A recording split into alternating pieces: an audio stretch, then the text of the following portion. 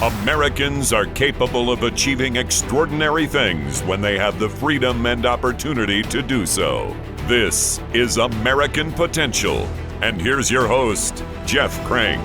Well, thank you for joining us for another edition of American Potential. You know, we've talked a lot about healthcare on this program, and we've done it because the government sets up so many barriers to good healthcare for the citizens of the United States. And when I say the word health insurance or healthcare system, do you have a positive or a negative reaction to that?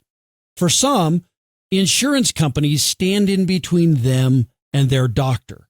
And then when there's an issue with insurance, it can be very frustrating to get it resolved. Sometimes it seems as if the healthcare system has more barriers than solutions. But with the introduction of the Healthcare Fairness for All Act, it would have patients in control of their healthcare decisions. And this bill was introduced by a congressman who was born in the great state of Texas, but is no stranger to Washington, D.C. In his 24-year career in Congress, he's passed more legislation in the U.S. House than any other member of the Texas delegation. And one of his biggest accomplishments was working with his son, who has Down syndrome, and President Bush to get the Family Opportunity Act passed. I want to welcome our two guests for today, Congressman Pete Sessions, and someone that we've had on before to talk about healthcare solutions, Senior Policy Fellow for Americans for Prosperity, Dean Clancy. Congressman, thanks for joining us.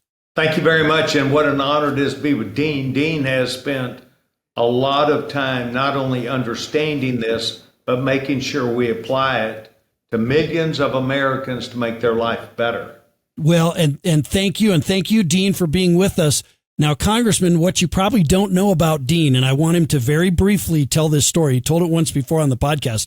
He almost restarted the Cold War, and I know he knows a lot about healthcare, but I want him to very quickly tell you the story about he almost got us in a shooting war during the Cold War time in the Reagan era, right, Dean? Well, maybe. And Congressman, thank you for your kind words. The admiration is mutual, let me assure you.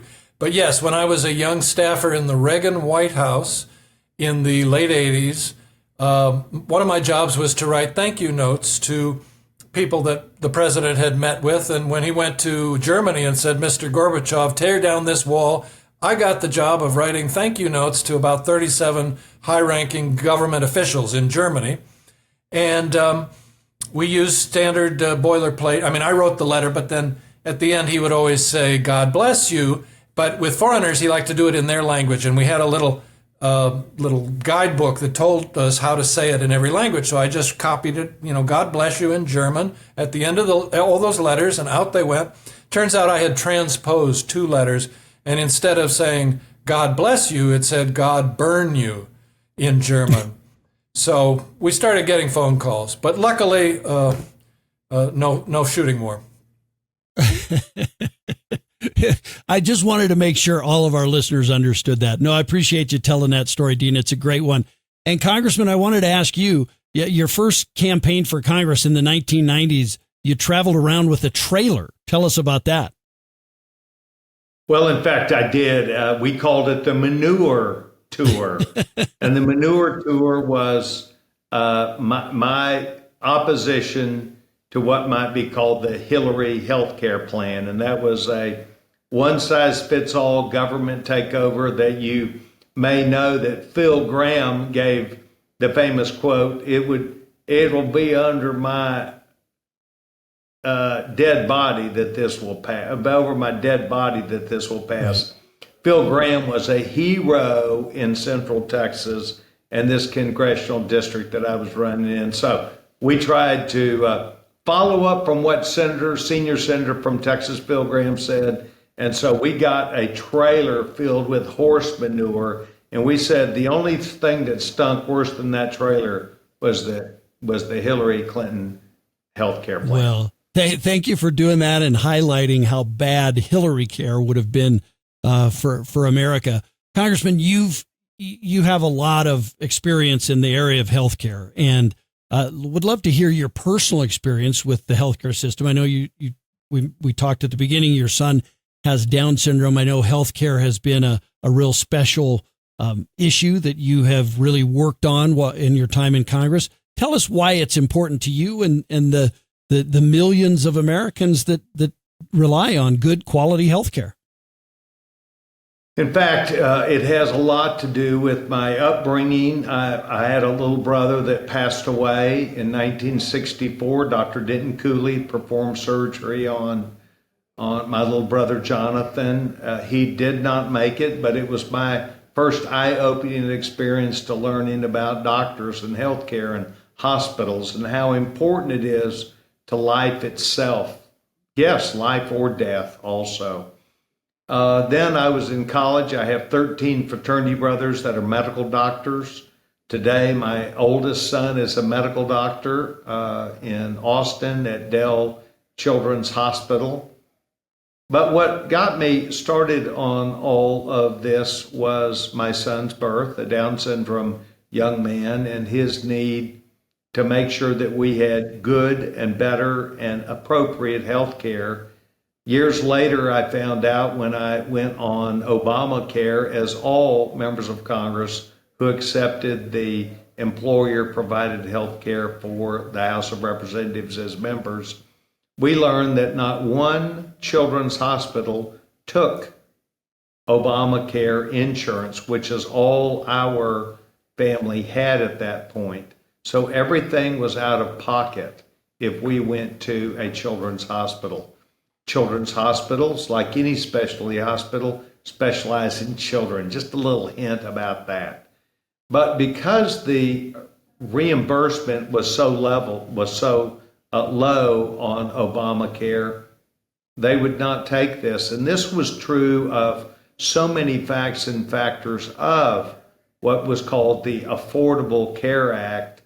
It did not offer specialty services. The best in the business did not handle this. And so it became the first time that the Democrats allowed there to be a separation of the best doctors for everyone to just the best doctors to those that had the right insurance. So that began opening my eyes. We had a health care bill. It was called the World's Greatest Health Care Plan. During just after the Obamacare bill, and that was to make sure that Republicans did have a bill.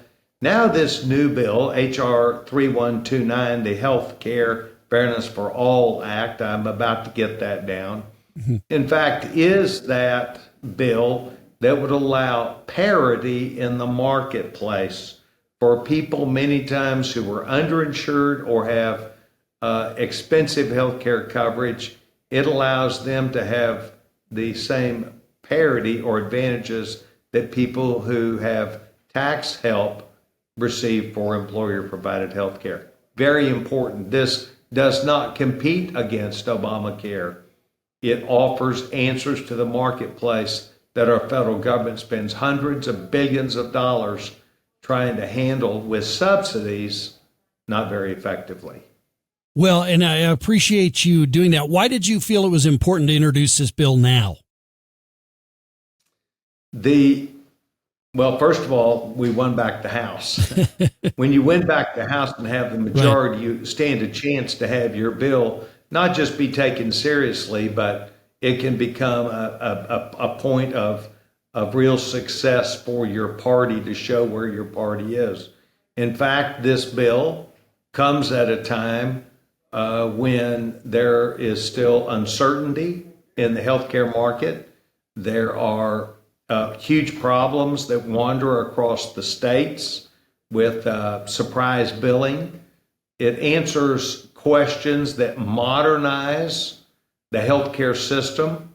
There are some 10 leading edge ideas that even the great Dean Clancy says, good idea. That's why that ought to be in this bill, because if we're going to call it modernizing, we have to make sure that we're leading edge. And so Dean Clancy and Dr. John Goodman were a part of making sure that we were modernizing the things that are embedded in healthcare, but might not be permanent.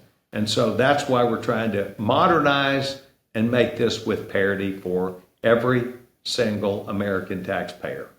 Well, and to bring Dean in, Dean, what were your thoughts when you first, I guess, talked with the congressman about this legislation and of course, reading the bill? I mean, what were your first thoughts?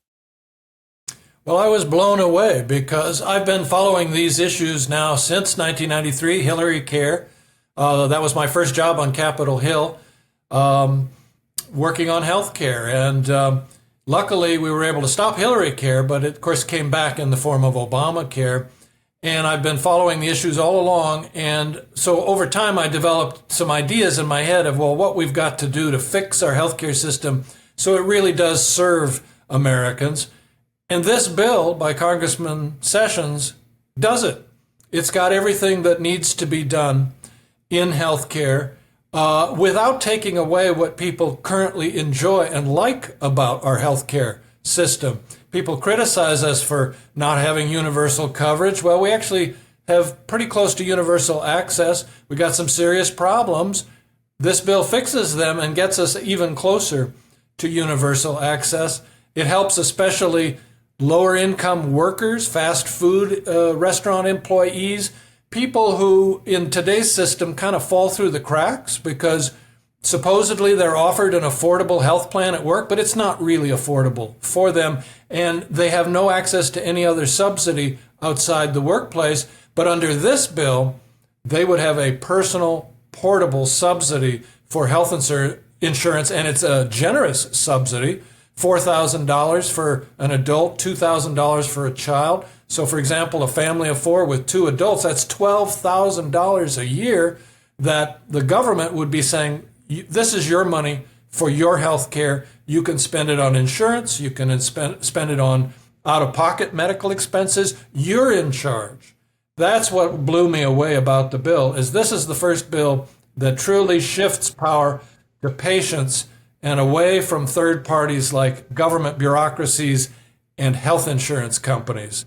And of course, I got excited about the bill, and I was really excited when Congressman Sessions told us that he was looking to reintroduce it, and he was also looking for thoughts about how to improve the bill from outside, thought leaders and so on. And so we're just terribly excited and have been working very hard to educate people about Congressman Sessions' great bill.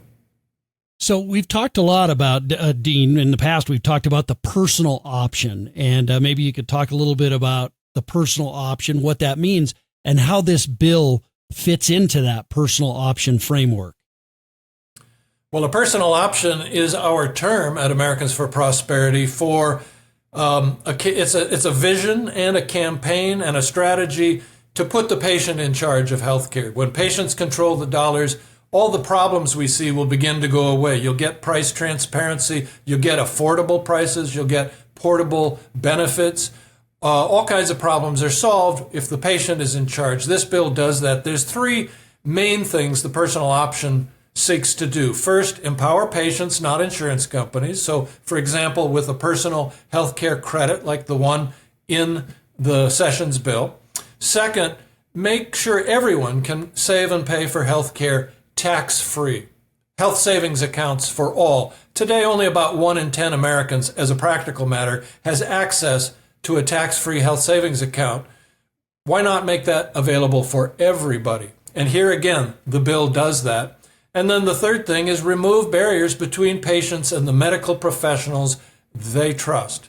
And here the bill does all kinds of great things to remove those kinds of barriers. Barriers to telehealth, barriers to small businesses and independent contractors getting together and buying insurance at group discounts, barriers to physicians owning hospitals, which increases competition, barriers to, basically there's federal laws that encourage local hospital monopolies to form, and the hospitals buy up all the doctors' offices, and it leads to higher prices and less choice and access. The bill deals with it. It's sort of like that old Prego spaghetti sauce commercial, where she keeps the husband keeps asking, what about tomatoes? It's in there. Well, what about oregano? It's in there. whatever you think is wrong with American health care, it's in this bill. Well, that's great to know, Congressman Sessions. I'm so happy to hear the HSA issue could be solved for millions of Americans. When I had Dean on this program the last time, I told him I have an HSA. I love it. And I was amazed that that's one of the things that I was so shocked with when I heard that only 10% of Americans have it, because Congress and the federal government erected a barrier against people saying that they couldn't have that. And it may not be the best situation for everybody. Maybe an HSA doesn't work for everyone, but for goodness sakes, everybody ought to have the option of doing that. And your bill does that. Well, in fact, what you say is correct. There are a huge number of barriers and things that are unfairness in today's healthcare policy world. The biggest one is, and I proudly say I'm a product of the free enterprise system. I worked for AT&T for 16 years.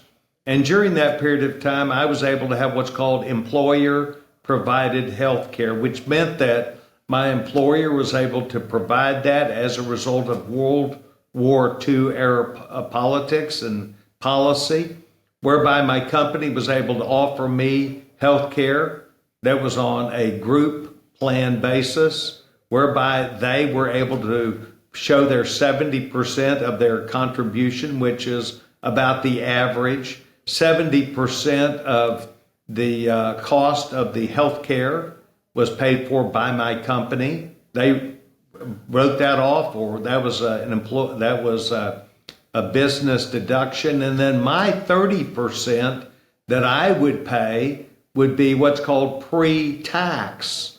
And pre-tax meant that I was able to pay my money, and then the money that was left over I would be taxed on. But it also gave me a chance then to have a $5,000 deductible that I could purchase to buy medicines and other ancillary items that might not be just at a hospital or a doctor's office. Perhaps it was a physical therapist. Perhaps for Alex, my Down syndrome child, it was some sort of a therapist. I could pay this out of my pre-tax contribution.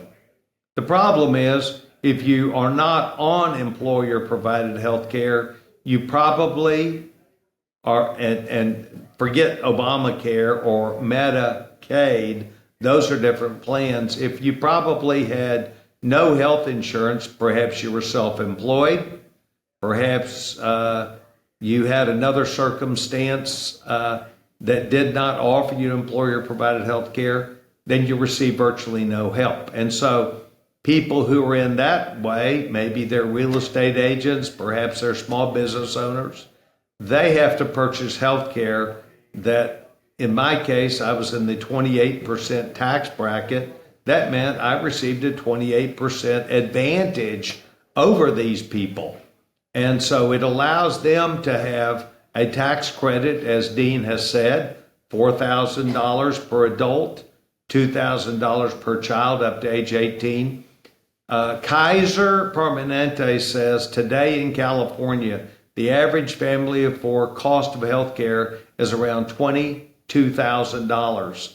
This would provide, in the case that we're in today, about $12,000 that would be available to that person to go online to be able to buy any health care that was available to them, including an HSA, and to be able to have the government apply the first $12,000 to that policy, and then them to pay, yes, on an after-tax basis then, because that $12,000 represented the parity to what a person on employer-provided health care may have, and then they could get presumptively health care with a group policy for $1,000 a month. This means that fewer people show up uninsured. They show up with the health care that they need. They can take care of their families. Today, the federal government spends hundreds of billions of dollars of reimbursing healthcare companies, hospitals, money because they were giving their money out of pocket to people who could not afford it, were uninsured. So this solves a lot of problems. And then it modernizes, as Dean says, a lot of the activities that take place in healthcare. Really proud of this bill, and that is parity for what we believe is about 80 million other Americans. Well, that is great. I think one of the big problems we've had with our healthcare system is, portability with people who, because it's an employment-based system, there's a lot of people that just doesn't work for them. You mentioned, realtors and others, some small business owners, sole proprietors. So this really might help modernize the system for them as well. Those are the people that would really benefit, I think, from this bill, along with everybody with more options and choices. But this would really benefit those folks that aren't in a sort of traditional employment role. Well, and we like as Americans to use the word fairness also. And so having a fair system means that we fix much of healthcare. Today, one of the biggest issues in healthcare is what's called surprise billing. This takes a big whack at surprise billing, and it means that people can show up with a healthcare plan rather than being out of network. If they choose to be out of network, that's their issue. But what this means is it gives them a chance at healthcare that they want, not just can afford. Yeah. Dean, one of the things we've talked about a lot are these barriers, government imposed barriers. And I think the healthcare system works best when the patient is in control. And that's really what we're talking about with the personal option. We don't want the insurance company to be driving medical decisions. We want that to be a decision between a doctor and a patient. But at the same time, you don't want the government driving those decisions as well. And that's really what this bill is trying to do, right? Is put more control of the system in the hands of those patients and keep it out of the hands of health insurance companies and the government. That's right. It's not just about fairness. Congressman Sessions is absolutely right. It does help the independent contractor, the Uber driver, the person that doesn't have access to an employment-based health plan. It treats them equally now. That's the fairness part of it. But there's also a freedom part of it.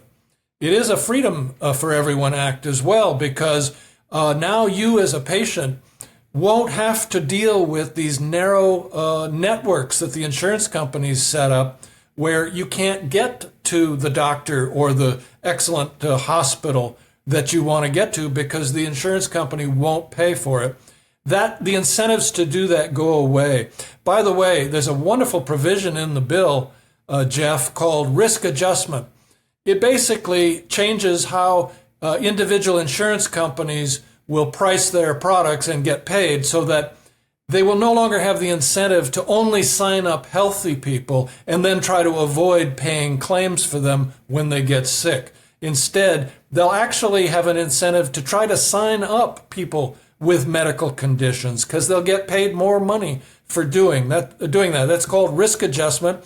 Brilliant idea, and it's in this bill, and it really increases protections for people. And by the way, the bill also maintains the existing protections for people with pre-existing conditions. It builds on them, but it gets rid of some of the non-essential federal mandates that just drive up the cost of health care, don't add any protection. In fact, some of these mandates just incentivize the insurers to make their premiums as high as possible. He gets rid of them in this bill, but he keeps the protections for the vulnerable. So it is not just a fairness bill, it's a freedom bill, and it's a protection for the vulnerable bill. There'll be people listening who say, well, healthcare is expensive. What does this bill cost? I don't know if the Congressional Budget Office has scored this bill, but it sounds like you've got a lot of reforms in there that will actually drive down the cost of healthcare. Congressman Sessions, maybe you can talk to that a little bit and what the benefits, the financial benefits to healthcare, to the government, to the taxpayers that this bill might provide. Well, and I do want to do that. And I think Dean has given us credit for what was a driving goal. And that is that what we want to do is give the American people, taxpayers, the same advantages or opportunities that I had when I worked for AT&T. I had what is considered to be the best health care in the marketplace. It's the one that pays for the healthcare system that we have today that works. It's the one that creates an incentive for doctors and hospitals. It creates the incentive for technology, the best surgery, the best answers, the best training. Obamacare, the Affordable Care Act, does not do that. Medicaid does not do that. Medicare does not do that. They are government-run programs that are stingy, that have serious rules and regulations about them, and the reimbursement levels many times can be up to 50% less than a robust model that is what we call employer-provided health care. When a company, in this case an insurance company, receives an opportunity to be paid and be responsible for families, what they do is they tend to encourage their hospital health care or doctor system or the private doctor to be able to meet patients at their needs rather than at their reimbursement levels. Reimbursement levels mean that doctors have to see many, many, many more patients. So what this does is create a circumstance where people have insurance. They can go see a regular doctor, the same doctor if they choose time after time. It allows them to have the insurance that is portable, that goes with them even if they change jobs. It gives them the long-term continuity. But you ask about the dollar amount. Pure and simple, how much more is this going to cost for Congress and the American people? Well, the facts of the case are we don't really know, but we are supposing and guessing that this would be wildly successful, which would mean that there would be a transfer of payments or of costs that the government makes to healthcare systems for uninsured people to an insured model.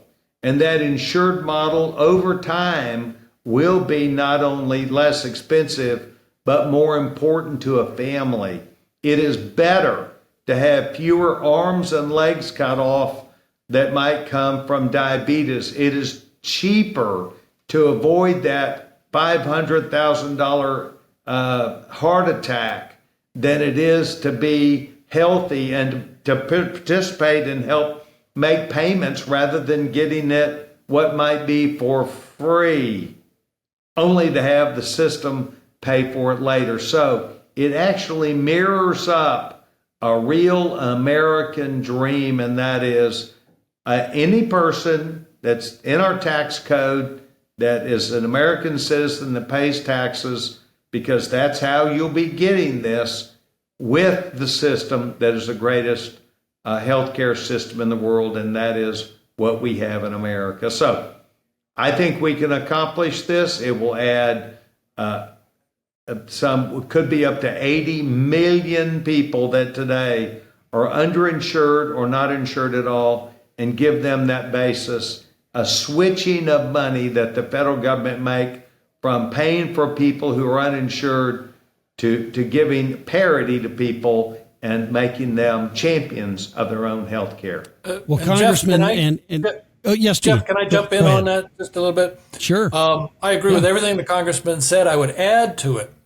The bill, the personal credit, which would be the one part of the bill that you might think might cost taxpayers some money, when you use it, you're not going to be using any other existing federal subsidy. That will be your new subsidy. So in a sense, it simply replaces existing spending. It's not adding new spending on top. Add to that all of the competition that the bill will spur, because Whatever you don't spend on insurance, you can save for future out-of-pocket medical expenses and build up into a nest egg for your future health care in your health savings account. That's going to encourage people to shop for value, and it's going to drive down prices. And then there are provisions in the bill that just plain save money. Like there's a site-neutral payment provision that the congressman added in this recent version of the bill that basically would stop wasting taxpayer money on paying hospital-based physicians 2 or 3 times what they pay independent community-based physicians for the exact same item or service. When you cut out waste like that, you save literally hundreds of billions of dollars a year. So I'm an old budget official. I worked at OMB in the White House. I'm going to guess that the bill saves taxpayers money. If not in the first 10 years, then long term for sure. Right. Yeah. Well, these reforms, and we're talking about getting rid of some of these barriers and to efficiency in the system, and over long term, that's going to help drive down costs of the system. So thank you for that, Congressman. How do people, if people want, what can they do to help get this legislation passed? I assume you've got several co-sponsors that you're gaining on this piece of legislation, but how can they help get this legislation passed through the House of Representatives? H.R. 3129 needs to be driven by people who hear this, who recognize what we're attempting to do. By the way, my party, I'm a Republican, has to have an answer, and I believe does, for better health care. And I think it's important that people know and understand that people, whether they're Republican or Democrat, care about people back home. It's what we're trying to drive the policy for. And this policy is to help people who have been ignored since 1945. They have been ignored. They're called small business owners. They're called self-employed people. They are called, as you heard, Uber drivers. Perhaps they are even small business, a medical office, could be real estate agent. We need to make sure that every single person adds to the contribution of this country and gains those benefits also through this parity bill. Well, and appreciate your support on helping folks. And I really think for so many years, the Republican Party didn't have an answer. They just were opposed to certain reforms. They were opposed to Obamacare. They were opposed to Hillary Care and some of the other things.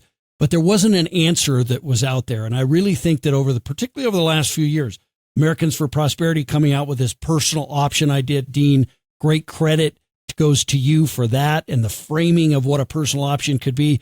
But also this bill, Congressman, this is the answer. This is what it sounds like the Republican Party stands for, but people who believe in the free market system in healthcare, this is what they stand for. So I give you great credit for putting that out there. We've come a long way in the last few years on coming up with solutions to healthcare. Dean, your thoughts on what people can do to help get this bill passed? Well, first of all, I want to share in thanking Congressman Sessions for doing it, because this is the answer. This bill is the answer. And anyone who says that Republicans don't have a health care plan, well, just talk to Pete Sessions. He's got the plan. If you want to get involved and learn more and do more, I would recommend you visit a website that we've set up called personaloption.com. That's personaloption.com. And there you can sign up for updates on this bill and other reforms that we are trying to enact at the federal and state levels. And you can get involved. We try to make it easy for you to reach out to your representatives and let them know where you stand on these issues. And if you like the bill we've been talking about today, I hope you will let them know. As he said, it's H.R. 3129, the Healthcare Fairness for All Act.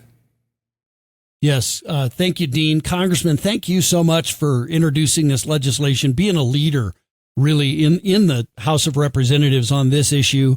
And, it's going to make a difference in millions of Americans' lives. And if we can get this law passed. So thank you for all that you're doing on that and your dedication to this effort. Thank you very much. And once again, Americans for Prosperity, Dr. Goodman, and a huge number of other organizations are engaging their members, engaging the ideas. And we believe that ideas are what shape our world to make it better. And that's where my party, and I'm a part of our party, we're for solutions to problems with answers that work. Well, thank you, Congressman. And if you're listening this today and you're saying, what can I do? You need to call your member of Congress and tell them to sign on to this bill, to call Congressman Sessions and add their name as a co-sponsor to this legislation.